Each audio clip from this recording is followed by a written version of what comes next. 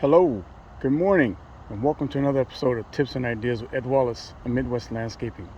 www.uniqueenvironments.com. Here on location in Indian Wells, California, where our annual California Landscape Contractors Annual Convention. This year we're having it here in Indian Wells at the Hyatt Regency Resort Hotel. It's a very beautiful hotel. I'll be doing some other videos throughout my couple days here for our convention.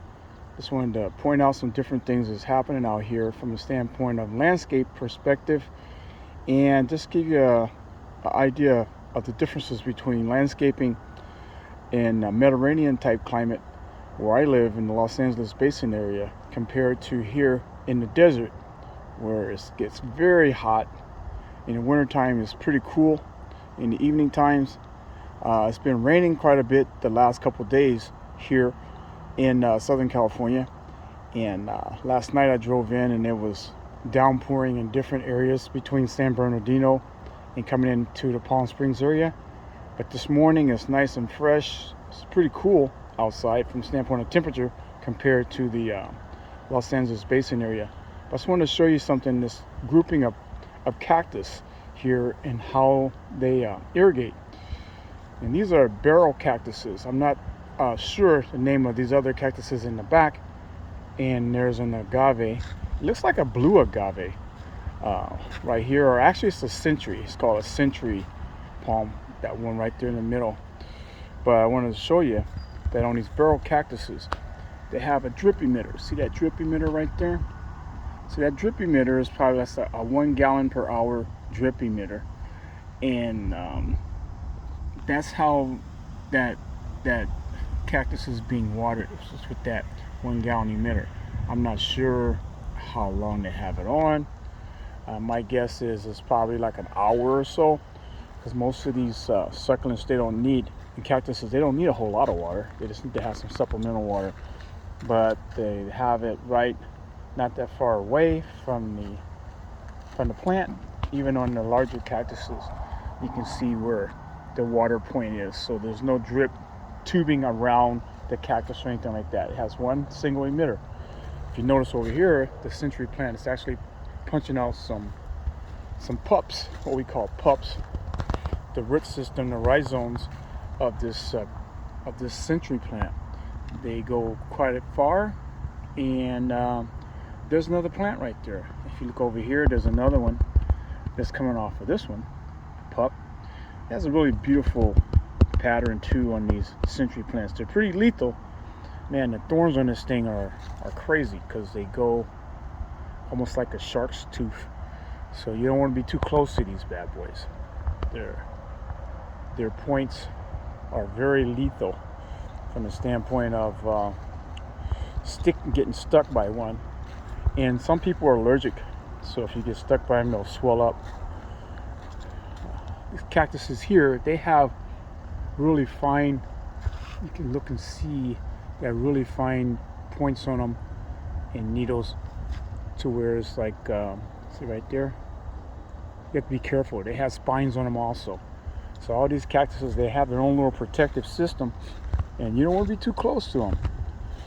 But out here they have Bermuda grass. So this Bermuda, I think it's a hybrid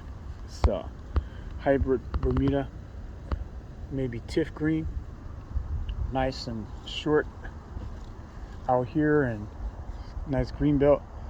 Looks like they probably use some type of pop-up system, irrigation system to water this. It's pretty wet now because, like I say, it's been raining, but also the possibility of it being wet because of the sprinkler system being on.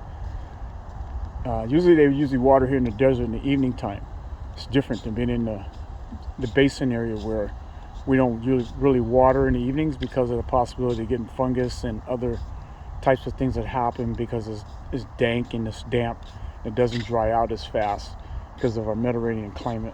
But here in the desert, a lot of times they water in the evening and at night, so that way the water can be able to accommodate the plants and not evaporate out. One reason why you might have a whole lot of water here also is because you have a broken line. Check this out. It has a drip line. It looks like that thing has been cut. It's probably been like that for a while. So I might want to point it out to the hotel management, but that line, it's a drip line that's going around there. So most of these plants, these lantana, are being watered with a drip line. But that may be one reason why there's a big old pool of water down here, because who knows how long that drip line is running. If that drip line is running for at least an hour, you got a problem here. You know, you got a broken line over here. You know, you got a cut line. One of the sprinklers, the tubing. So it may, depending on how long it runs, you probably have gallons and gallons of water that's pooling up because that line has been cut. Not to tell you how you do your business, but I was, wanted to point it out. But yeah. Yeah. You're welcome. Thank you. You're welcome. So there you go. Quick fix. Identified the situation, and the guys look like they're going to take care of it. But that's what it's all about when you're dealing with the green industry. We help each other, and we try to make sure that we are accountable and sustainable and all the other good stuff. Drip lines, drip emitters, all about sustainability and being able to conserve what we have for our environment. Ed Wallace, Midwest Landscaping, tips and ideas, www.uniqueenvironments.com, on location here at the beautiful Hyatt Regency Hotel, Resort Hotel in Indian Wells, California. Stay tuned, as I will have some more updates as the day goes along.